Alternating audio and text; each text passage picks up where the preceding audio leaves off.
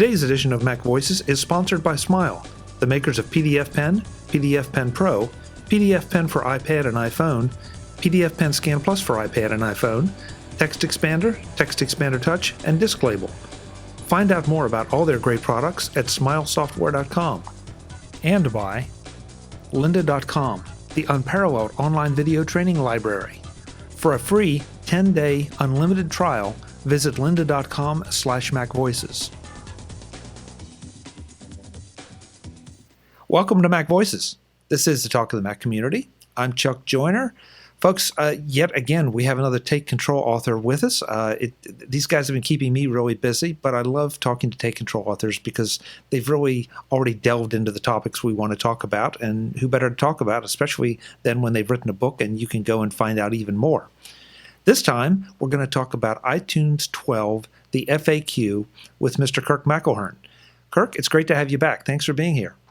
Hey, Chuck, it's good to be back. Yeah, it's been a while. It has been a while. It has been a while, but you've been busy with this, having an iTunes 12 book out that also covers Apple Music. I don't think anybody else has been able to accomplish that just yet. No, the timing of this was such that it got delayed when iTunes 12 was released last fall. And as we were getting closer to the WWDC in early June, expecting an announcement about Apple Music, we decided to just hold off and either push out an upgrade, which was almost finished, or wait for Apple Music to come out. And I think it's a good idea because, as you say, it's really the only book that covers Apple Music yet. We were able to get this out, 3 weeks after Apple Music was launched. And yeah, it's good timing to be able to do this now. Yeah. So I guess we should talk about, I'm not sure I'll let you tell me. Should we talk about iTunes 12 first and then Apple Music sort of second, or should we integrate the two? Because it seems like obviously you can use iTunes 12 without signing up for Apple Music. Well, they're all integrated in iTunes, but we should maybe talk about what's new in iTunes 12 first, and then get up to Apple Music. iTunes 12 came out last fall, and there are a number of interface changes. iTunes 12.2, that's what has all the Apple Music stuff in it, and that came out on June 30th. Okay. So iTunes 12, I keep reading mixed reviews, Kirk. Some people love it. Some people don't love it. They're really frustrated with it. And I'm kind of split in the middle, especially if we get to 12.2 in Apple Music. It feels like it's familiar enough for me to work my way around. Yeah, I think one of the biggest problems in iTunes 12 was that Apple came up with an interface that can be a bit confusing. It's hard to get used to. In the past, you had the sidebar, which was really practical. And it had this list on the my left, the viewer's right side. I had this list which would show your music libraries, your music, your movies, your TV shows libraries, etc., and it would show your playlist. And iTunes 12 took these libraries and put them in buttons at the top left of the window. Now, that in and of itself isn't necessarily a bad thing. They take up a little bit less space. You choose which ones you display and all that. But then what they did is they put another series of buttons in a navigation bar at the center of the window. So I'm looking at a screenshot in the book that I've got on my screen here, and I've clicked the music library button in the left, and then in the center I see a number of navigation buttons: My Music, Playlists, For You, New, those are Apple Music related, Radio, Connect, and iTunes Store. The real problem for me is that you have to click a library button, then you click what you want to look at in that library. Then you have another button in the right to choose how you want to view it, by albums, by artists, by songs, etc. Now, let's say you're in your music library and you go to the iTunes Store, and you want to come out of the iTunes Store and look at your movies library. So you click the movies button, but you're in the movies part of the iTunes Store. So you got to click another button to get out of the iTunes Store. In other words, I'm not sure what the term for this would be, but the state of each group of buttons affects the other group of buttons. There's got to be like a spreadsheet term for that. Well, it's not exactly contextual, but it's something along those lines. Yeah, I'm thinking of sort of like a pivot table in a spreadsheet. How what you click depends on what you see, and so the problem is you can be clicking a number of buttons to really find where you want to get to, and then there's things that you can't see unless you're in playlist view. Music videos used to be a separate library, and well, they're a separate library, but not up on the top with the music, movies, TV shows libraries, but only in the sidebar when you click playlist view do you see music videos. It's also the only place you see your purchased playlist, which this is a playlist that iTunes generates every time you buy something.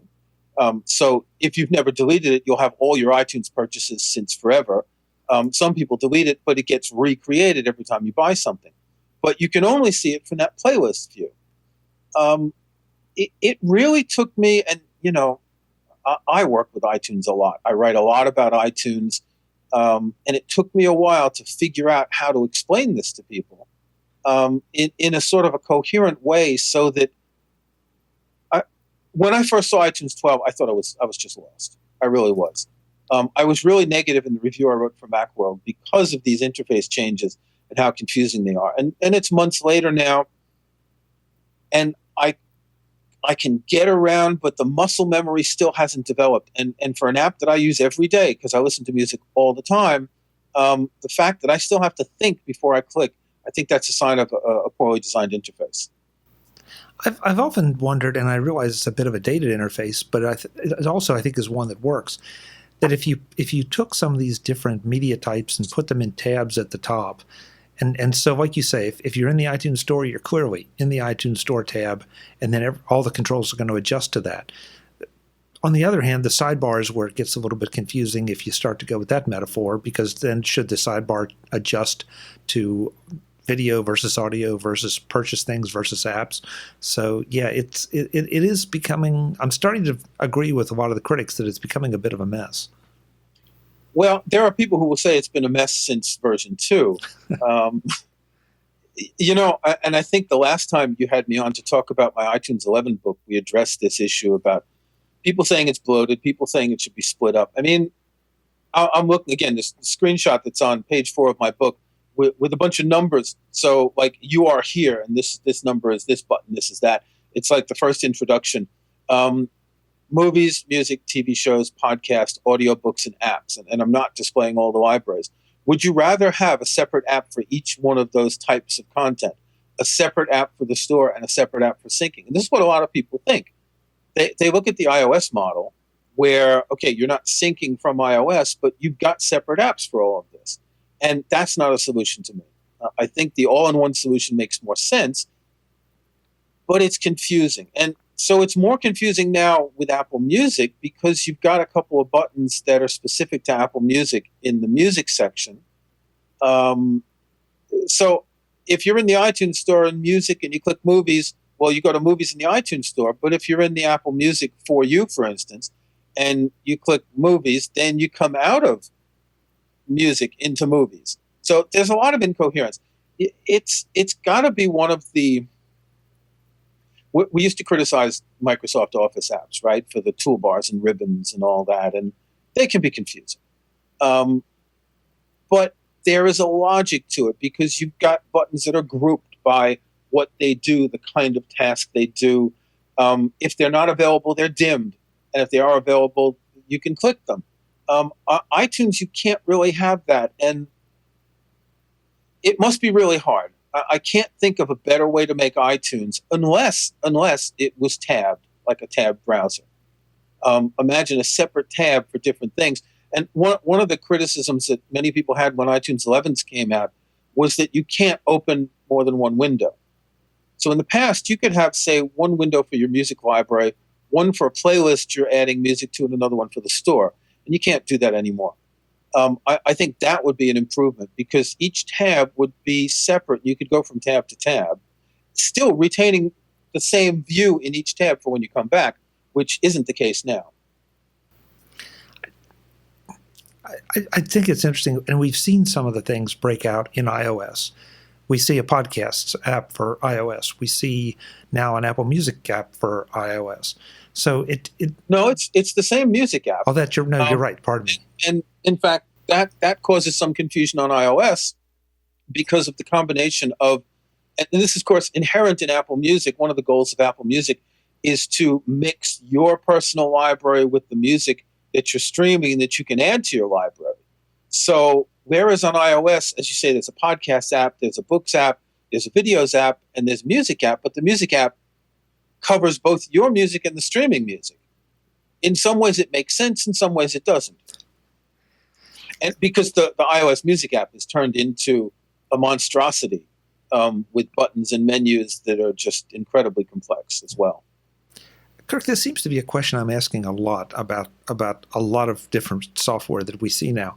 Have we just reached a point where things are so complex that there's so many options and we all want those options, that the simplified version of an interface no longer serves the public the way they want, but the public also doesn't want all this complexity? And in that case, what do you do as a designer and a UI designer?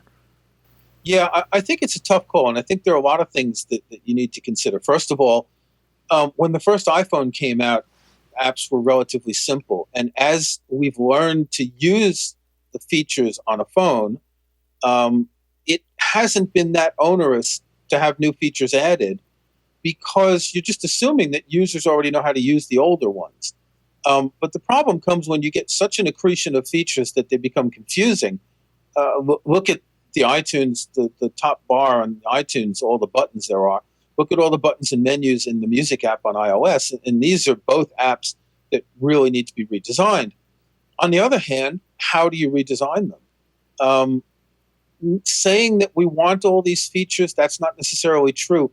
We don't want them all any more than we want them all in Word or Excel or PowerPoint. I would love to see, and I have no idea how to do this, I would love to see iTunes with two modes, basic and advanced. I don't know where I'd make the split. I don't know what I would cut out that isn't basic to put in the advanced part. Let's say something like ripping CDs. Most people don't anymore. I do. I buy CDs still, but most people don't. But you only see that feature when you've got a CD in your drive that's connected to your computer. So that kind of feature doesn't bother you. You can choose to not display all these media libraries. If you've only got music in your iTunes library, you don't need to display the buttons for movies, TV shows, etc. However, if you do want to see them in the store, then it helps to have the buttons visible. So do we allow the user to customize it? That's always a support problem because your help files online or your Apple Care technicians, they're going to assume that the app looks a certain way. And if there are buttons that are missing, they've got to go through a whole process. Okay, display this button, click this menu, open the preferences, click this icon, check these things to get the buttons to display. That's not necessarily a solution either. So I don't know. If I had the answer, I'd email Tim Cook and tell him and have him hire me, but I'm afraid I don't. Well, and I think you've hit a key point here. With all the critics of iTunes, the people that rail against it, show me where you've designed a better interface, not for you, but for everyone, so that I can have the things that I want. I mean, I know and I don't know which version it is, you probably do, where the get info, the tagging window changed radically. It simplified down. In iTunes 12, yeah. Okay, was it 12? Yeah. It simplified, and it's like all of a sudden, well, as you and I are both podcasters, so I want to put my metadata in. And all of a sudden, it's like, well, where do I put it? There's a lot of the options are gone, and yet, that's fine. That's my particular bent. But a lot of people seem to like that simplified information because they didn't have to slog through a bunch of stuff they weren't interested in. So a lot of this is in the eye of the beholder. Yeah, but that's an interesting point you made because when iTunes 12 was released, so we have that new info window. Now, this is the window you get if you select one or more items and press Command-I. This is where you change the name of a song, an album, an artist, a genre, as you say, podcast information. You add album artwork, lyrics, etc. When iTunes 12 came out, they had rejiggered the order of the tags on the main on the first pane that you see. So I don't remember exactly what the order was. There's album artist, song, album artist, genre, etc. And they had reordered them, and they put things like BPM up near the top. That's beats per minute. Basically, only DJs use that. And shortly after, when they released the iTunes 12.1 update, they corrected that, and they put the tags back in the order they'd been previously. Now, I don't know why anyone in Apple would have thought that it was a good idea to change it the way they did. I think they put the album name at the very bottom, and they put the BPM up near the top. I've got an article on my website, and it was one of the first things I complained about. Now, maybe they changed it because they read my article. That's entirely possible. But people were just extremely confused. You get into this habit of, you open the file, you type, you press tab, you know what the next field is. You press tab again, you know the next one you have to enter is 3 tabs down, but everything was in the wrong place. So they did fix it. They did go back. And I give them credit for that. Today's edition of Mac Voices is sponsored by Smile, the makers of PDF Pen, PDF Pen Pro, PDF Pen for iPhone and iPad, PDF Pen Scan Plus for iPhone and iPad, Text Expander Touch, and Disk Label. Find out more about all their great products at smilesoftware.com. Every time Smile sponsors an edition of Mac Voices, I list all of the products because they're all great products, and I hate to list just one or two. They're great because they help you perform tasks easier and faster than other software can, whether you're a novice user or an expert. But Smile does not sit on their laurels. They're constantly pushing out updates, small and large, to introduce new features that are really useful, not just bloatware features so they can say they added something. They also do something I wish more companies did. They help you learn more about using their software. That might be explaining or demonstrating a brand new feature, or talking about how to accomplish something with a long-standing feature. Smile accomplishes this in a number of ways that you should know about. First, there's the Smile blog at smilesoftware.com/blog. That's where you get all the latest info on Smile's products and tips like using stamps with PDF Pen. The second are their newsletters for their various products. Subscribe so you're up to date on their software and also get tips and tricks delivered right to your email box. The third is working with people to author books and videos to help you learn. People like Michael E. Cohen, the author of the just updated Take Control of Text Expander 2nd edition and Take Control of PDF Pen 7. People like David Sparks, who has authored some fantastic demo videos that you can find on the Smile website. Smile goes out of their way to produce great software and to make sure you know how to get the most out of it. I can't encourage you enough to give Smile's products a good, hard look. They make your life easier, and that's something we all could use. Find them all at smilesoftware.com, where you can download demo versions of Text Expander, PDF Pen, and Disk Label, and find out what I mean. Again, that's smilesoftware.com, the makers of world-class software. Thanks to Smile for their support of Mac Voices. At this point, before we break off into a couple other things, I want to make sure that folks understand that this is a Take Control book, but this is not the typical Take Control book. This is iTunes 12, the FAQ. And so as a result, it's structured a bit differently, and it's not, I think it's fair to say, it's not quite the walkthrough that maybe some Take Control books are or some books are. It really addresses more just that, frequently asked questions. How do you get this done? How do you get that done? Yeah, so when I did the first version of this for iTunes 10, this goes back a number of years, I had already written an iTunes book some years previously, and the sort of linear approach to an app like iTunes isn't necessarily the best way. You take an app like Pages or Numbers or, Microsoft Word, anything like that, you've got your basics, your more complex features, your more complex, etc. Then you sort of branch out toward the end to things that don't necessarily go in a straight line, but you've got a flow chart that's pretty stable at the beginning. And that's not really the case with iTunes. So working closely with Tanya Engst, who's edited every version of this book, I said, what if we try a question-answer approach and see how it works? And I think I may have written 1 or 2 chapters like that, and we looked at it and we realized that it is a good way to do this. Now, I was very creative in naming each chapter with a single word. So play, rip, buy, tag, view, organize, search, sync, etc., etc. And within each chapter, you've got a number of questions. How do I do this? How do I do that? It just seemed to fit the iTunes approach, because people are less likely to want to read a full chapter, let alone a full book, and they're more likely to just want to look into this book to answer a specific question. And that's exactly why I wanted to bring it up, because this is not iTunes for dummies. This is not to teach you how to use iTunes as maybe a rank beginner, because frankly, I think there's so many fewer rank beginners now. Everyone has experience with iTunes at some level. Chuck, you'd be surprised. You know, Really? I get a lot of emails from readers. I get emails for the Ask the iTunes Guy column I write on Macworld, and some of these people are about as beginner as you can imagine. I'm shocked. I'm shocked. Well, you know, it's easy for us to think that everyone understands computers. And, you know, when I pitched the idea for the Ask the iTunes Guy column in 2012 to Macworld, and I seem to recall it was the end of the year, and my editor at the time, John Sepp, who's since left Macworld and works for a fruit company in California, he said, okay, we're going to try it for a couple months and see what happens. And we were originally going to do it once a month, and it was so popular that the day after the first column went up, we moved it to every 2 weeks. The number of questions that we get, from simple to extremely complex, is surprising.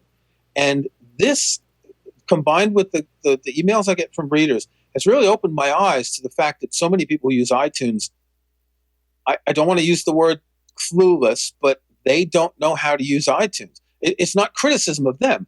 It's recognition that it's an app that's quite complicated to use in many cases. You know, iTunes is the Apple app that is used by more people than any other app. You can use an iPhone without syncing it, but anyone who's got an iPhone, whether it be on a Mac or a PC, is going to have iTunes at least to set it up. So it really is the most widely used Apple app.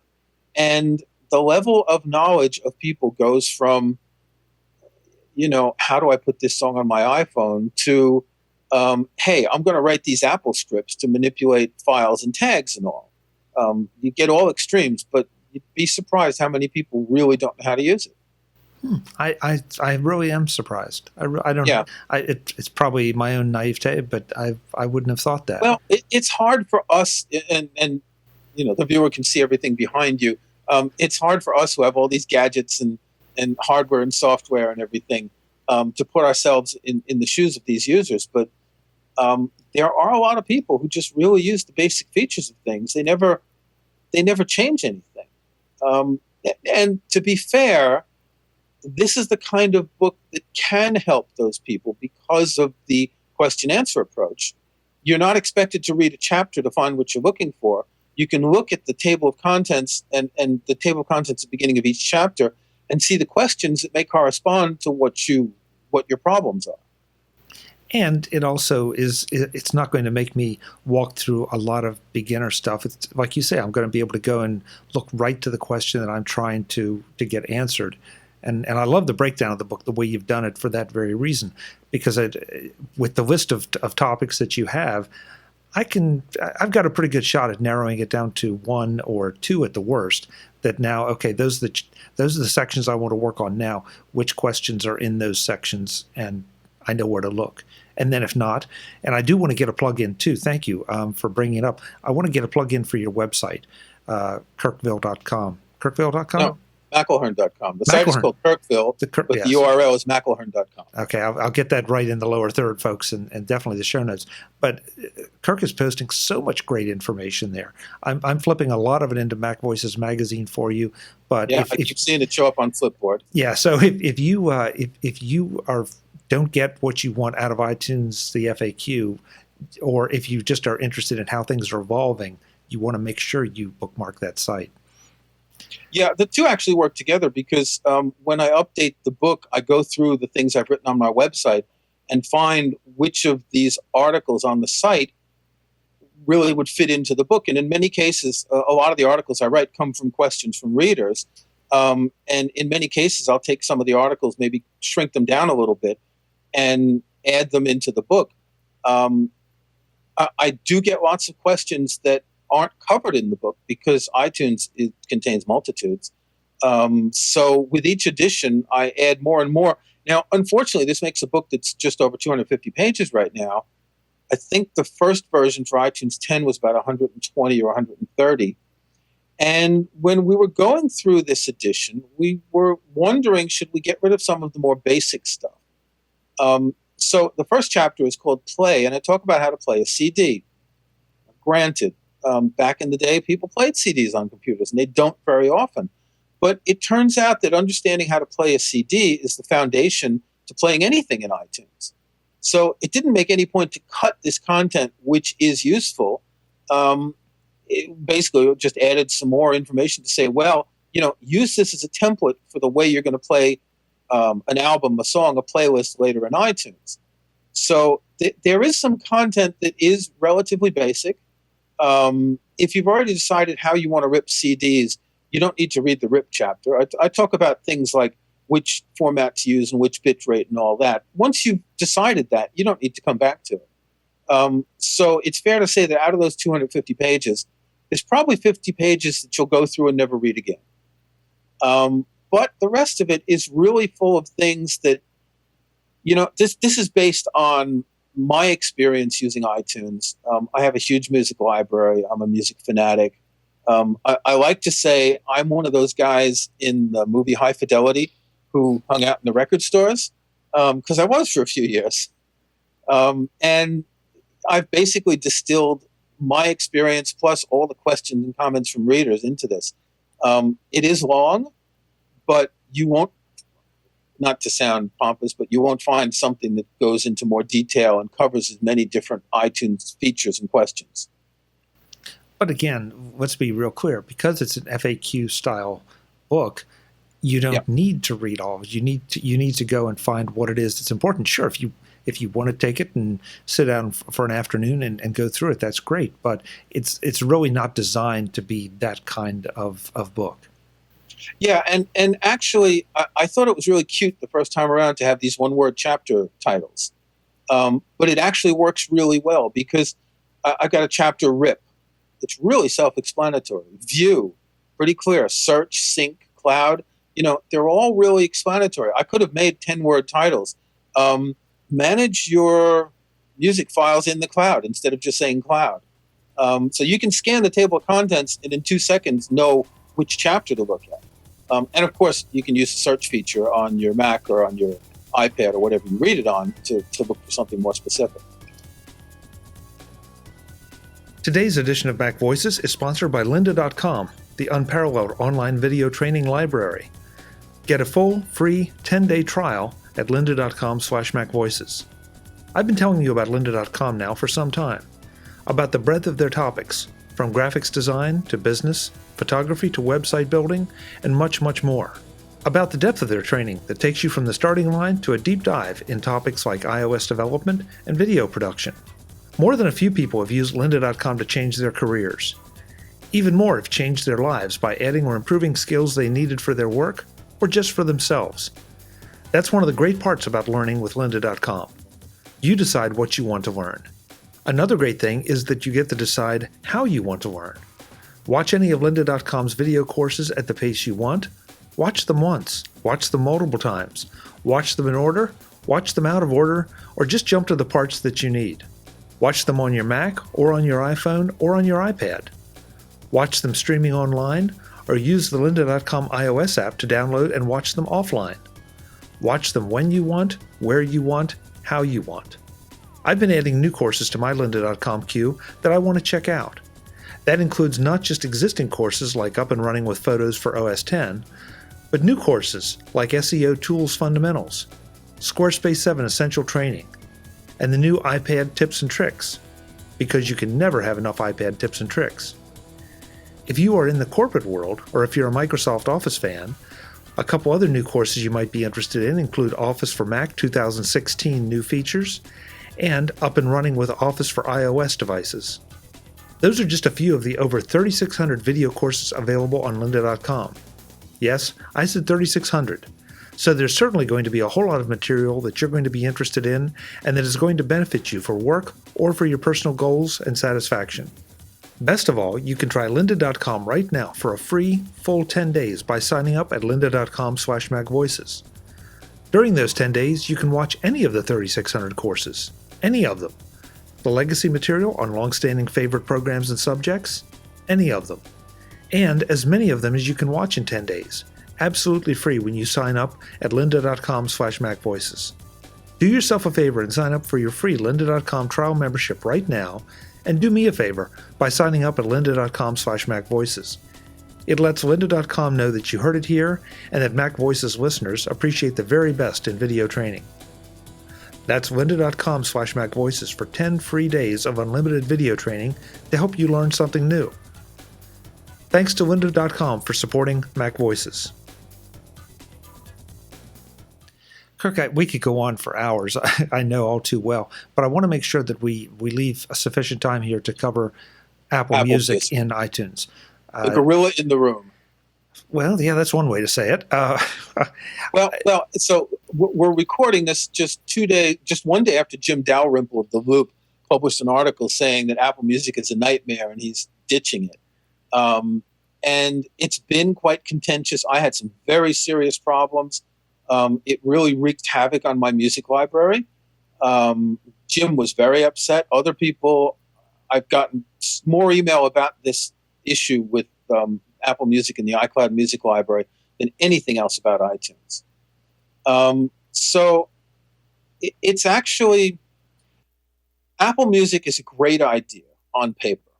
And it's what I had been hoping for. I wrote an article a couple of years ago on my website saying, here's how I think an Apple streaming service should work. And I basically described the way you can take music from the Apple Music catalog, you can add it to your library, you can make playlists with music that you own, music that you've got in iTunes Match, music from Apple Music, and iTunes in your iOS device. They don't care. It's just all music.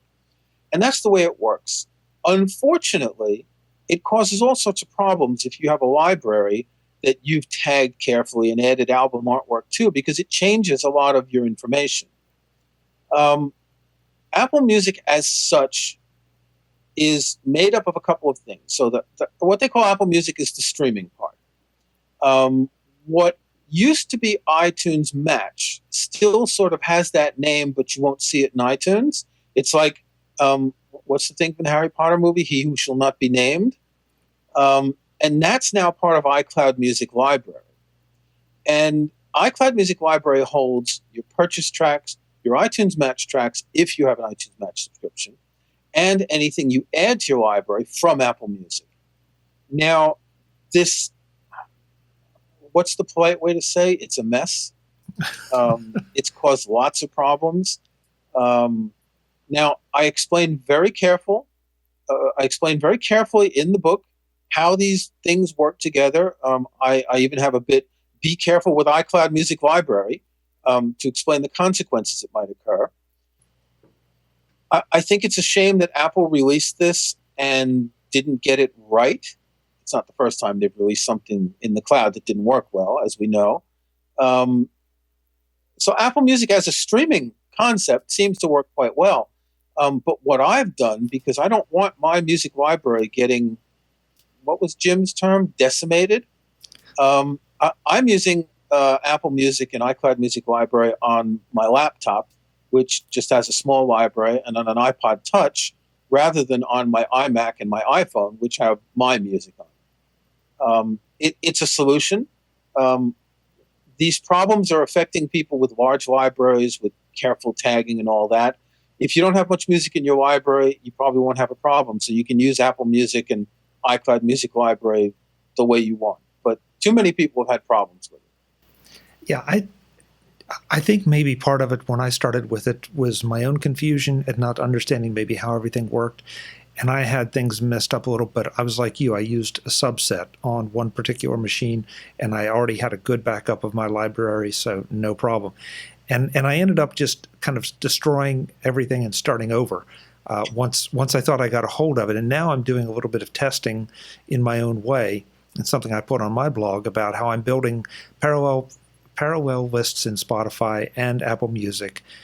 and what I'm discovering during the process. Because sooner or later, I mean, I shouldn't say that. Maybe there's some people out there, but I'm not going to pay for 2 streaming services. So I'm going to go one way or the other. I've got 3 months to do it. And I think Apple suddenly really looks wise with the 3-month trial so that you can get past some of these things. I know that I've made the point before that you can't expect anything to come off that's this complex, and especially with syncing stuff back and forth, to not have some hitches. At the same time, this launch didn't seem to go as smoothly as you would have liked, or even as maybe you would have expected. You would have thought there'd been some problems, not some of these, and definitely not decimated music libraries. Yeah, I would have expected that Apple had this down. It's funny because you remember we watched the keynote at the Worldwide Developer Conference, and even the presentation was just confusing, and we didn't really know what was going on. And then the product came out, and I feel bad for Apple because this is a very, very important product for them. Music sales are going, download music sales are going down, and this is really going to help compensate for what they're not making from the iTunes store. Now, they print money regularly, so they don't need the money from the iTunes store. But I think they've got a sort of a position of responsibility as far as the music industry is concerned. Having created the iTunes Music Store back in, 2003, which really changed the way music was purchased. Apple can't just abandon that now.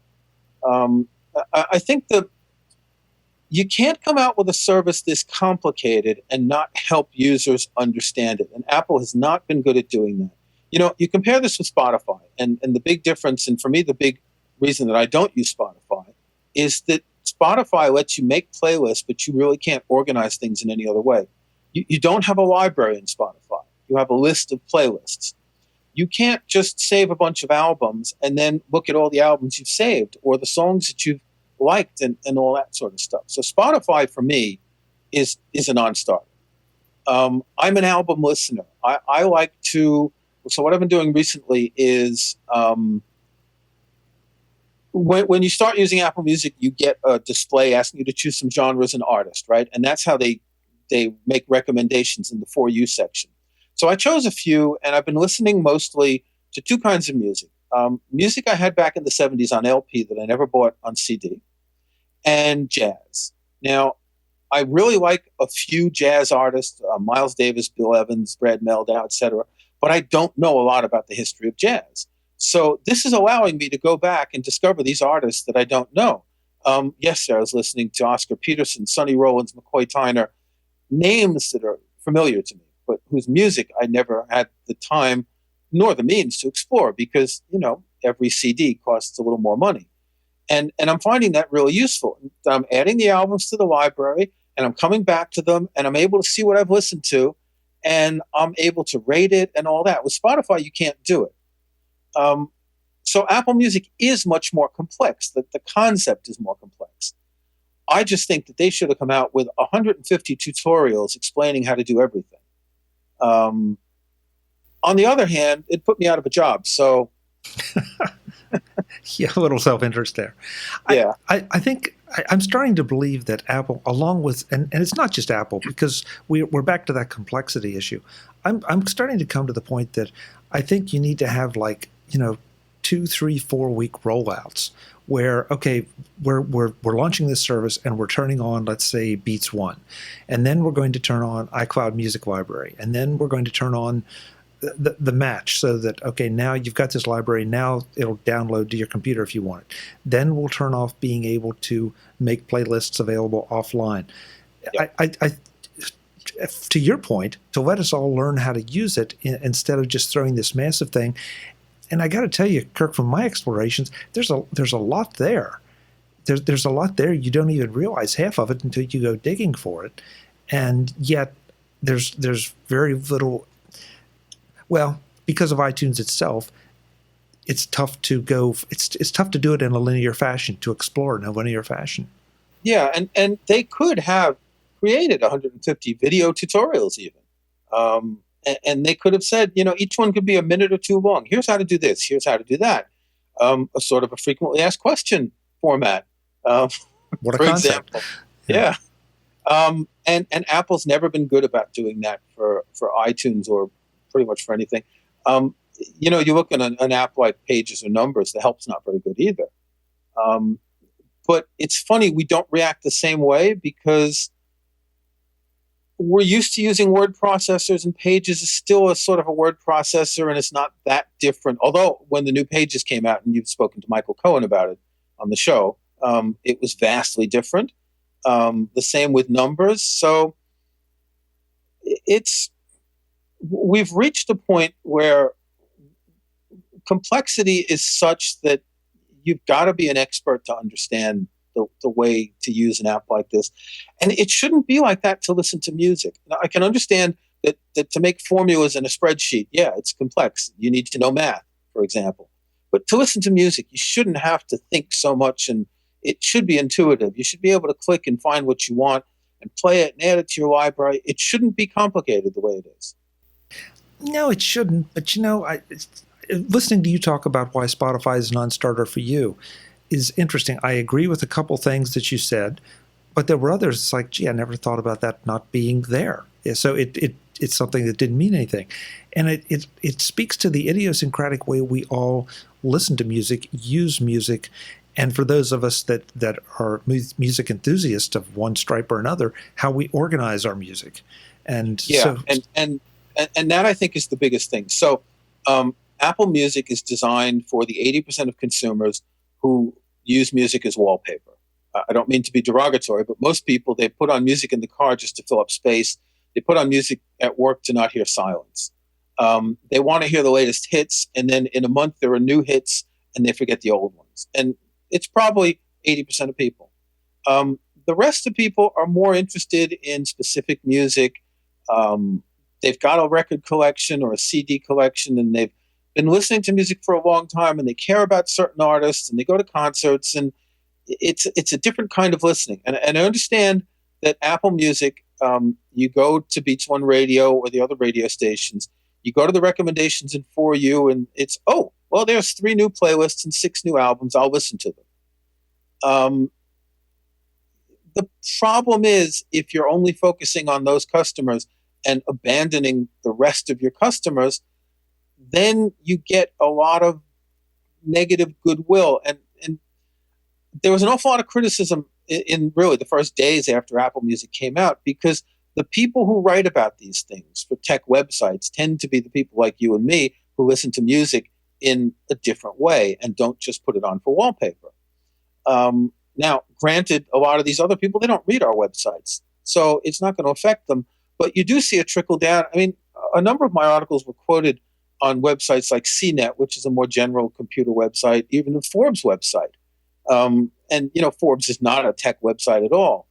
So a lot of this stuff sort of permeates through the blogosphere into mainstream media. And Apple really shouldn't be... It should have been a product. There should have been someone out there to hold people's hand, to say, here's how to do it. Hey, dude, it's simple. Just do this. Because there are some things that you can be scratching your head.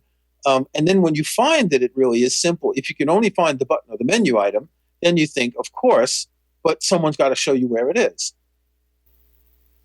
Kirk, you might be the perfect guy to ask, because it just occurred to me that a lot of what we're talking about, your 80-20 thing triggered it, that we are the 20%, we are the minority. Yep. And we're seeing a lot of press right now in about the Apple Watch, about how the tech people are like, well, I'm not so sure about this, and I wish it had that. And the non-tech people are like, I love this thing. It's fantastic. So if you are in that non-tech 80%, do you think Apple Music is for you? Does it have... Are all those problems going to show up and be readily evident, or do you think it's going to be a pretty ideal kind of service for the? And again, it's not a condescending thing, but that the 80% that use it the way you described. Right, and that's the question. So here's my Apple Watch. I have one. So. No, I don't wear mine. It's just a waste for me. It's useless. I think for the 80%, Apple Music is fine. As I said, they're going to look for a song, they're going to look for an artist, a playlist, or whatever, and they're going to be happy. I just don't see the point in a playlist entitled Classical Music for Elevators. That to me is just frankly insulting. It was the first classical playlist that came up in For You. Now I've loved, because there's this new love rating, you click on a heart button. I've loved an awful lot of classical music, and I've only gotten about 4 classical playlists, and the first one that came up was Classical Music for Elevators. And frankly, that's just,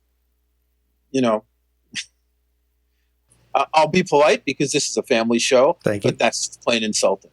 I don't see the point of a playlist for barbecues. It's like, does everyone who has a barbecue like the same music? How are these songs about burning hamburgers, or am I missing something? And a lot of the theme playlists are like that. I don't see the point in those playlists. And this is something that Beats Music did. And I thought it was stupid when Beats Music did it. And I think it's stupid on Apple Music. But there are people who are going to want that. And I say more power. I mean, music is this universal thing that moves us and that gets us dancing. And you and I, we both have memories in our lives.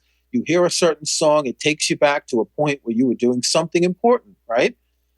Music is powerful. So any way people can listen to it, I think it's fine. I'm not criticizing people who use it as wallpaper.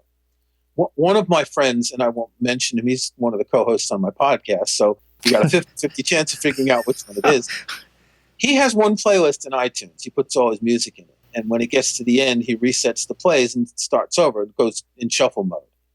He just wants music as wallpaper. Now, he wants music he likes. He's not just playing any old music. But his style of music listening, and I rag on him about it often, is that he just wants the music there in the background. And I guess he's working and he stops to think, and all of a sudden he hears a Bruce Springsteen song, and that gets him going, that kind of thing. And that's fine. There are a million ways to listen to music. But ignoring the 20 or 10 or 5% of people who really care about music, really want to manage their libraries and all that, I think it's just, it alienates your core users. Kirk, we got to go, but I got to bring up one other thing, because you keep bringing up things that I want to touch on. That's the human curation versus automatic curation. For the very reason you said, if I were going to put together a playlist for a barbecue, I would venture to say it's going to be quite a bit different than yours, and it's probably going to be different than friends that we both have, and that's the one thing I kind of question about the human curation. I think it's great to a point, but there's some areas where it's definitely a negative. I've had a very positive experience from day one with Pandora, giving me music that I like. If I seed the station with 2 or 3 tracks, I will get kind of what I would expect. And I don't mean by that the tracks I expect, but the type of music that I would expect. And I find those playlists to be quite a bit more satisfying than what I'm getting out of the human curated stuff. Am I out of line? No, I don't have Pandora because they're only available in the US. But I just picked up my iPod Touch here, and I'm looking at the For You section. So here are some of the human curated playlists. Classic rock pre-party. Don't know what that means. Philip Glass film scores. That's good. I like Philip Glass, and he's written a lot of film scores. Eric Clapton, the 80s and beyond. So there are a lot of playlists like that focus on artists. Now, unfortunately, I listened to one Bruce Springsteen album on Apple Music, and now I get every 7th playlist is a Bruce Springsteen playlist.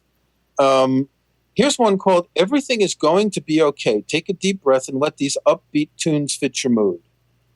I guess someone would like that.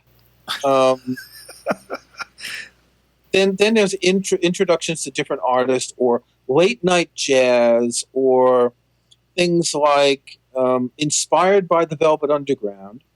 Now, that's one part of it. So if you go to another section, so what's interesting, that's the recommendations part, okay? Now, I'm loading another section. Of course, it's not loading very quickly. You get to another part where you can find the actual thematic playlists. And I'd love to be able to read some if this would just load more quickly. And so that's where you get the ones for barbecues and for parties and for studying and for whatever. So as you say, your barbecue playlist is going to contain, I don't even know what kind of music yours likes. You like. Mine would have stuff like the Grateful Dead and, The Clash and some good classical music. So here I am in, how do we even find our way in here? See, this is what it is. Hot playlists. So I'm in the news section. And then you get down to, can't even find the curators. So best of 70s rock, retro soul, deep house now, brunching and boozing. That's an interesting title. What was that again? Brunching and boozing. Brunching and boozing. Okay. Now, I got to go look for that one. Brunching and boozing in mine might be different. Who was it who once said that all you need for a party is two people in a Barry White album? Your brunching and boozing might have stuff like that. The House That Chills. I Wanna Rock and Roll All Night. Summer Fitness. There you go. So the music you listen to when you exercise is going to be different than mine. I might want to listen to, Miles Davis electric music from 1970, whereas you might want to listen to Britney Spears. Nothing personal there. No, thank you. Yeah. This is the kind of stuff that it's like, I just don't see the point. Vintage Cocktail Party. There's a good one. Bro Country Throwdown. BRO-Country Throwdown. Any idea what that means? Not a clue. Yeah, so this is another thing. There's a language here that I don't understand as well. So, yeah. I don't understand the logic between the logic of thematic playlists. I understand Songs of the Summer 2015. Of course, there's going to be popular songs that everyone's playing in the clubs and hearing on the beach and stuff like that. Today's hits, I understand. Best of Golden Age hip hop. I didn't realize it was old enough to have a golden age yet. Yeah, that's but brunching and boozing. That's definitely the best one I've seen yet. Yeah, and I understand the desire to share playlists, but some of these, again, it's just great if they want to throw them out there. I just wonder what the reaction is. And folks, this is a great time to say, I think Kirk and I both would like to know what you're thinking about iTunes 12 and Apple Music and how you're reacting to it. Maybe you're one of the 80%. Maybe you're one of the 20%. Maybe you're a percent that we didn't even describe. We'd love to hear from you and just know how you're going about this, what you like. And if you want to talk about competing services too, maybe we'll both learn a little something. Remember that we're two guys with receding hairlines. When Beats One Radio came out, I was noticing all the people on Twitter saying, "Wow, this is so great, live radio." You and we remember when radio was good, back before it had 20 minutes of ads an hour. I used to listen to FM radio a lot when I was a teenager. And now all of a sudden people are discovering it because Apple doesn't have to fill it with as many ads. And they're saying, wow, what an idea. Everyone listening to the same thing at the same time. It's like, for us, this is just hearkening back to what we knew years ago. And for a lot of people, it's new, and understandably so, because you can't listen to radio today the way it is, with 20 minutes of ads an hour and loud music and DJs talking and all that. But again, Beats One Radio is for a very specific demographic, people interested in pop and rock and hip hop and nothing else. As I've written on my site, it doesn't contain any local content. First of all, it's all in English. There's no local content. There are countries with very, very vibrant music scenes. Japan, Korea, China, for instance, are totally ignored. There's no Bollywood on it. There's no chanson française, the French music, with accordions and all that. So it's a really restrictive radio station.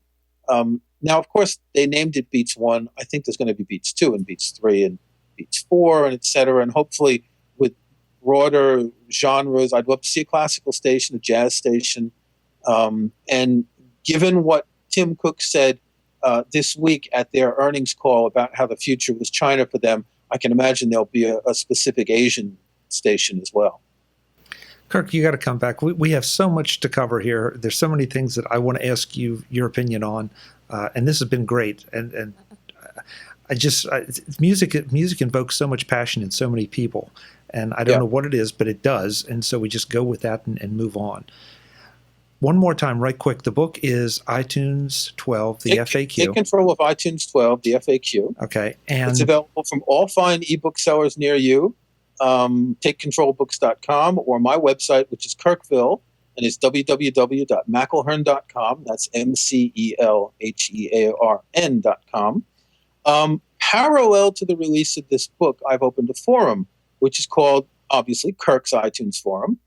And it's for people like you and me who really like music and iTunes and have questions and how to troubleshoot iTunes and how to understand it better. So you can stop by. It's forum.mcelhearn.com. And, of course, I write a lot for Macworld as well. Great. Kirk, it's always a pleasure. Thanks so much for the time, and we'll be in touch again soon. Great. Thanks for having me again, Chuck.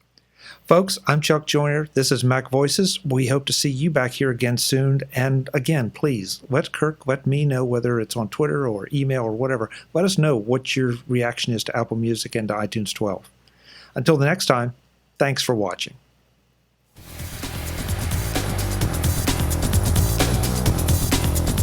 Visit MacVoices.com for links, show notes, to subscribe, to connect with Chuck on Twitter, Google+, YouTube, Facebook, LinkedIn, and the MacVoices blog. Subscribe to our weekly newsletter, the MacVoices Dispatch, to stay up to date on all the latest MacVoices news from our front page or at macvoices.com/newsletter. Do more with your Apple tech by subscribing to the free MacVoices magazine on Flipboard by visiting macvoices.com/magazine. Advertising and sponsorships handled by Backbeat Media at backbeatmedia.com. Bandwidth provided by CacheFly at cachefly.com.